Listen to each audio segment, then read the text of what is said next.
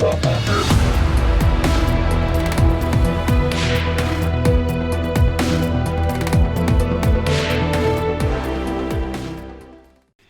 entretiens des patriotes, bonjour à tous. Pendant que Bruce Toussaint rejoint TF1, eh bien, les patriotes plébiscitent le Frexit. Avant de traiter ces informations et beaucoup d'autres, je voulais remercier particulièrement tous ceux qui me permettent de me consacrer essentiellement à ce travail de réinformation en me finançant à l'aide des merci rémunérateurs. Et aujourd'hui sont à l'honneur des fidèles parmi les fidèles, JP Murcy, Martine Reynaud, Terra Incognita, Radar, Fournier Luc et Mister Guili Guili. Merci à eux du fond du cœur. Et je tenais aussi chaleureusement à vous remercier pour votre soutien inconditionnel, pour les petits pouces levés, la diffusion sur d'autres réseaux sociaux et les gentils messages qui me permettent d'affronter le serpent algorithme. Merci à tous. Je vais commencer ce journal par une petite anecdote personnelle, une fois n'est pas coutume. Je suis dans de très nombreux fils de conversation dans différents partis, à Reconquête, au Rassemblement National, chez Nicolas Dupont-Aignan, les patriotes évidemment de Philippot, et j'ai des amis évidemment à l'UPR. Donc je suis parfois sous pseudo dans ces fils de conversation. Et ce matin, en me levant, avec le parti Reconquête, j'ai deux fils de conversation, l'un en Bourgogne, l'autre à Sydney, vous comprenez pourquoi. Eh bien, les militants disent exactement la même chose. Cela ne sert à rien de soutenir l'Europe. Il faut militer pour le Frexit. La direction se trompe. Alors là, j'étais vraiment estomaqué. Maintenant, comment les choses pourraient-elles être autrement ? Après la faillite économique, après la gestion du Covid, après la guerre en Ukraine, après Lampedusa, après évidemment toutes les affaires Van der Leyen. Les gens se réveillent et ils citent également les reniements de Meloni et de Salvini. Je me dis, tiens, cela bouge à Reconquête. Mes amis du Rassemblement National me disent la même chose. Non, on ne peut plus aller dans cette Europe, on ne veut pas soutenir Soros, on ne veut pas soutenir le World Economic Forum. Tiens, intéressant. Et nous savons que Nicolas Dupont-Aignan propose un référendum sur le Frexit. Oui, manifestement, chez les patriotes, il y a un plébiscite pour le Frexit. L'ennui, c'est que la presse aux ordres n'en parle jamais, et c'est là où le bas blesse. Je vais d'ailleurs revenir sur une information d'hier que vous avez beaucoup commentée. Certains m'ont fait remarquer à juste titre qu'il y avait un champ lexical de la guerre, première ligne, armée du doute dans le titre, mais également dans l'article. Autrement dit, les membres du GIEC étaient des guerriers de la vérité. La réalité semble bien plus différente. Si les membres du GIEC ont été moqués, critiqués sur les réseaux sociaux, c'est qu'ils ont raconté strictement n'importe quoi avec leurs prévisions un petit peu farfelues. On a eu par exemple la métaphore de l'ébullition. Je rappelle, et je prends une capture d'écran du GIEC, le changement climatique ou dérèglement climatique, eh bien, il n'y a eu entre 1850 et 2017 qu'une augmentation de 1,1 degré. Et c'est une capture d'écran de 2023. C'est-à-dire qu'après un mini-âge glaciaire, ce n'est pas non plus catastrophique. Il se trouve que dans l'histoire de l'humanité, il y a eu de très nombreuses variations climatiques. Ensuite, les démonstrations scientifiques du GIEC n'ont pas convaincu les scientifiques. On se rappelle la crosse de hockey, on se rappelle la cocotte minute, qui ont été remis en question aujourd'hui. Donc, un peu plus de sérieux, messieurs les membres du GIEC, donnez-nous de bonnes explications et puis cessez d'agresser les gens qui vous critiquent. Dans une démocratie, il faut qu'il y ait débat. Lorsqu'on vous montre qu'on propose un argument et qu'on vous donne donc un argument solide, répondre que vous êtes un anti-vax, ce n'est pas très sérieux. Et puis ce qui est très dérangeant dans l'article du Monde, bien évidemment, c'est qu'il fait partie d'un plan média du gouvernement qui veut interdire toute critique sur le réchauffement climatique. Oui, une véritable dérive totalitaire que nous avons à la une du Monde. Cela ne nous étonne pas puisque les journalistes payés par nos impôts, les journalistes du service public comme Julien Pin sont capables d'écrire ces énormités. Il y a donc un fil directeur chez tous ces journalistes de la presse aux ordres, hein. Le monde est en blanc et noir. Et eux, ils détiennent la vérité, hein. Ils sont en train de nous imposer un monde manichéen avec un ministère de la vérité. Si vous n'adhérez pas à leur narratif, eh bien, vous appartenez au mal. Il faut vous interdire. Ils nous font basculer de plus en plus dans un monde totalitaire. Et pour des journalistes, c'est quelque chose d'effarant. Ils militent tous pour la censure. Et dès que vous leur apportez de la contradiction, eh bien, ils ne l'acceptent pas. Nous sommes d'extrême droite, nous sommes des antivax, nous sommes des complotistes, et ils sont en train de remettre, vous en doutez, la liberté d'expression, comme Julien Pain. Julien Pain, c'est l'inconscient de tous ces journalistes. Albin Michel édite le livre d'Alexandra Orion-Code, rempli d'intox. Alors, juste j'ouvre une petite parenthèse, jamais on ne connaîtra ces intox. J'avais fait une émission, d'ailleurs une vidéo qui a été vue à 300 000 exemplaires, pour montrer qu'il n'y avait pas d'intox dans le livre d'Alexandra Orion-Code. C'est déjà une fake news sur le Covid. Et quand on leur demande pourquoi, ils invoquent le même argument que le libraire d'extrême droite que j'ai interviewé, la liberté d'expression. Oui, ils veulent supprimer la liberté d'expression. Ce qui fait évidemment réagir Régis de Castelnau. Ils ont fait ça, ils ont invoqué la liberté d'expression, celle qui est garantie par la Déclaration des droits de l'homme de 1789 et qui fait partie de la Constitution. Mais c'est ignoble, carrément épouvantable. Que fait la police? Impossible de réfuter, simplement faire le constat que ce type est d'une bêtise vertigineuse. Et c'est dans ce contexte qu'on a appris la promotion de Bruce Toussaint. Alors, Bruce Toussaint, on a fait quelques numéros sur lui. On se rappelle l'interview du professeur Raoult où il prononce de nombreuses fake news en direct, et notamment, il ne savait pas que Bill Gates était très influent puisque c'était en quelque sorte son bébé, la Gavi, à l'OMS. Non, sur BFM où il a officié, on a défendu mordicus les mensonges d'Olivier Véran, les mensonges d'Emmanuel Macron pendant la pandémie. Eh bien, pour le remercier, TF1 l'accueille. Très heureux d'annoncer l'arrivée prochaine de Bruce Toussaint pour présenter un nouveau rendez-vous matinal de désinformation, oui, de désinformation et de vie quotidienne en début d'année sur TF1. Bienvenue chez nous, Bruce, hein, bienvenue sur LCU. Vous aurez tout à fait votre place entre Pujadas, Brunet et les autres. Éric Morillo se fend d'un commentaire. Indépendamment de l'idéologie, cela reste toujours aussi fascinant de voir des journalistes qui n'ont fait que des flops d'audience partout où ils sont passés continuer à être promus de chaîne en chaîne. Respect. À une époque, on récompensait le succès, mais ça, c'était avant. Et oui, avec cette promotion, la qualité journalistique a certainement perdu une bataille. Par contre, Emmanuel Macron, lui, il a gagné un nouvel attaché de presse, hein. Il aura encore un journaliste qui pourra développer ses narratifs et ses plans médias. Vous me direz que sur TF1 LCI, c'est la norme. Ce n'est pas donc LCI qui rapporterait l'information de l'arrestation de David. Non, il faut écouter Mike sur Radio Courtoisie pour être au courant justement de l'actualité de David. Et son avocat Nathael nous dit cette chose. Dès que David arrive quelque part, il a à peine le temps de s'installer devant un bâtiment public qu'il est embarqué. Il y a 10 policiers qui viennent autour de lui, il ne fait rien, il n'y a pas de violence, ce qui n'est pas légal. Et puis c'est le côté harcèlement, hein, répété à l'infini, il n'a même plus le temps de faire la moindre manœuvre. Alors, comme le rappelle son avocat, il est entièrement pacifique. C'est une honte pour la France. Est-ce que nos journalistes s'indignent? Nullement. Il y a bien des journalistes, mais ce sont toujours des journalistes de la réinformation, comme Alexis Poulain. Alexis Poulain qui milite pour le Frexit et qui constate que le Frexit est banni des plateaux de télévision. Je vous mets par ailleurs l'extrait dans ma description. Écoutez Alexis Poulain nous énumérer les raisons de l'urgence d'un Frexit. Il est vrai que sur cette chaîne, nous les avons souvent énumérés.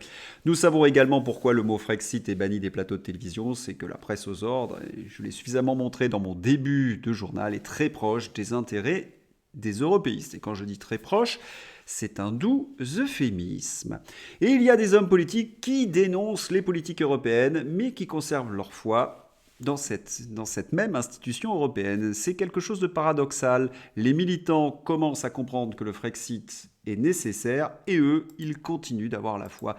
C'est par exemple François-Xavier Bellamy. Alors il se félicite en effet de cette victoire. Belle victoire ce matin, la proposition que je déposais avec le soutien de plusieurs collègues pour interdire la GPA dans toute l'Union européenne a été adoptée par une majorité de voix, de droite comme de gauche, une étape essentielle pour la dignité des plus vulnérables. Bravo à François-Xavier, mais de l'autre côté, il faudrait quand même que vous tiriez les conséquences de cela.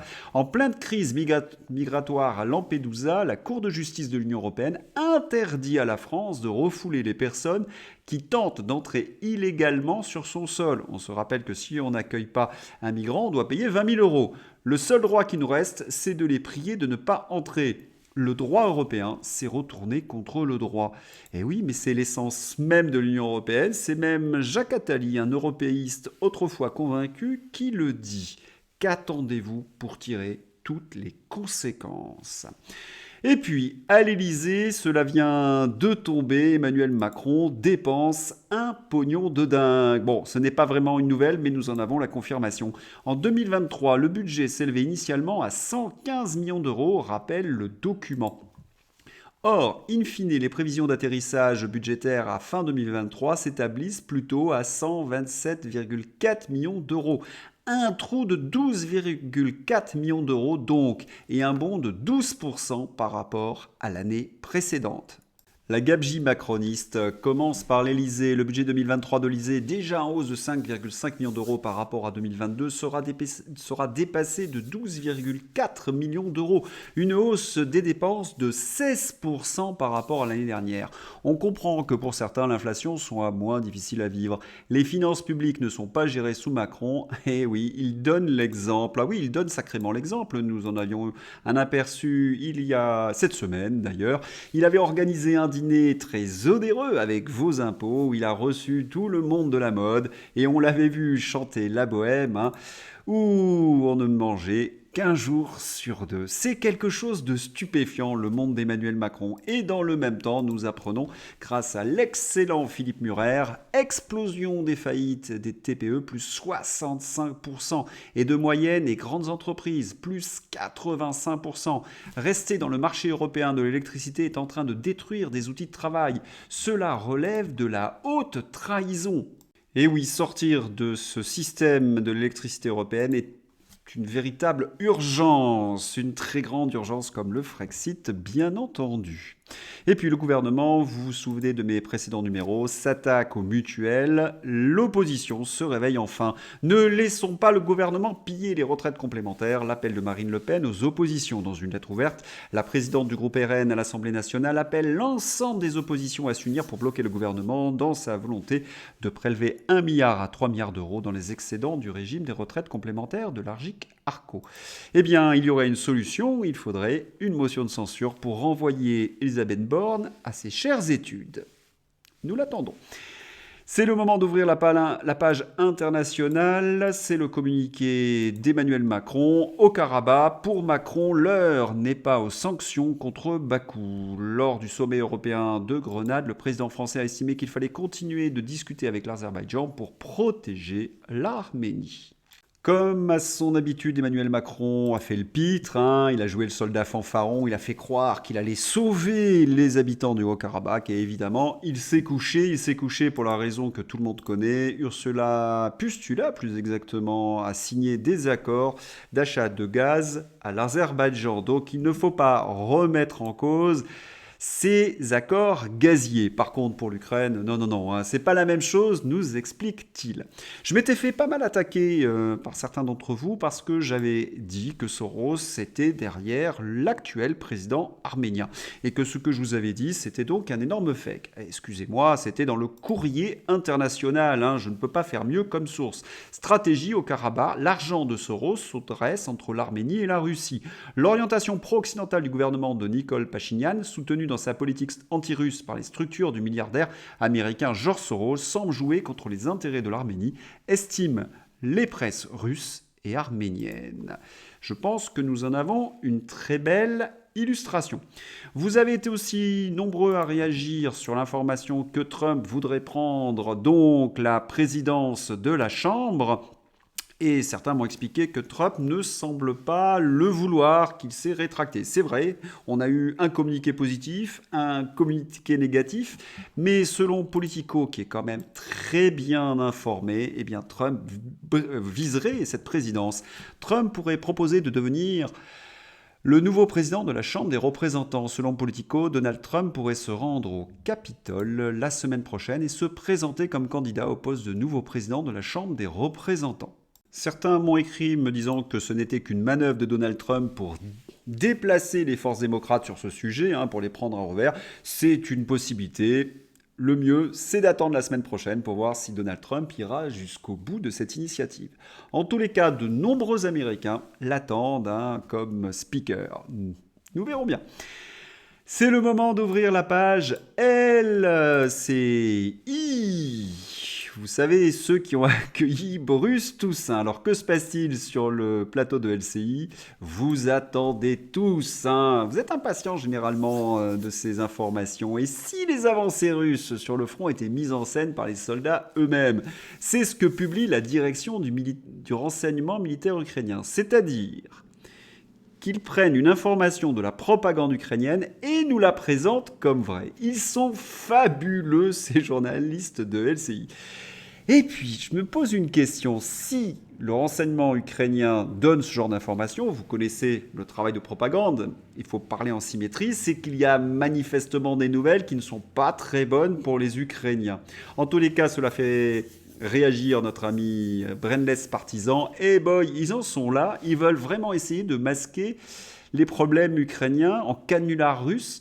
Ah ça ose tout, c'est même à cela qu'on les reconnaît. Alors, je me suis posé la question, quelles étaient les nouvelles un petit peu désastreuses du côté ukrainien? Eh bien, c'est le colonel Hervé Carès, toujours des informations de premier choix. À 40 km au sud-ouest de Donetsk, à la charnière entre les fronts de Donetsk et de Zaporijie, les forces russes ont lancé plusieurs attaques vers Vodonaye et nord de Zolotaya Niva. Plusieurs positions des forces armées ukrainiennes ont été conquises et l'offensive continue. Nous savons également qu'il y a eu de très nombreuses redditions des soldats ukrainiens. Est-ce que c'est cela que veulent cacher les journalistes de LCU? À vous de me répondre. Et puis, à la une du Figaro, il y a une interview d'un opposant russe. Oui, ils veulent absolument masquer que les choses ne se passent pas exactement comme ils le veulent. D'autant plus que certains européistes sont en train de dire « halte au feu ».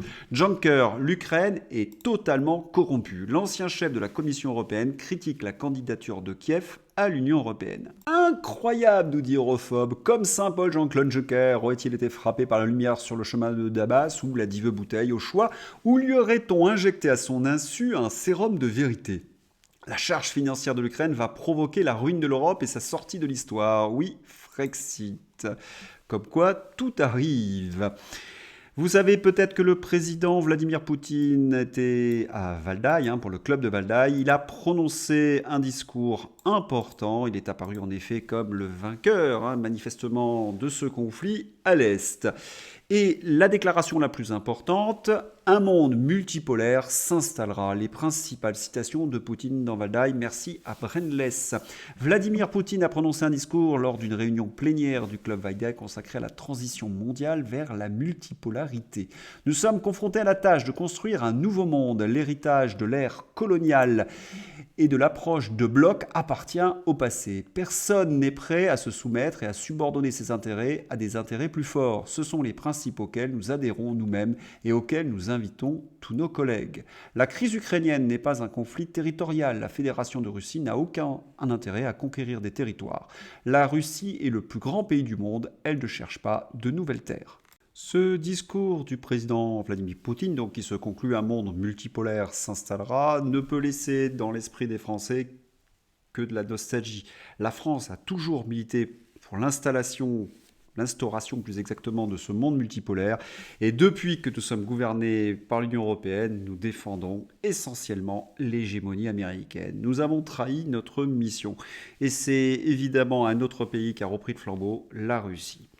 On espère que nos élites françaises finiront par se réveiller et retrouveront leur mission.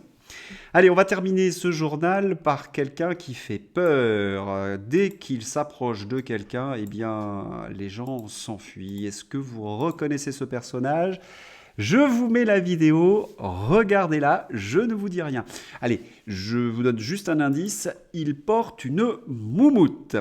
Voilà, j'espère que vous avez aimé ce journal, n'hésitez pas à le soutenir, à le diffuser et je vous souhaite un excellent week-end. À bientôt, au revoir.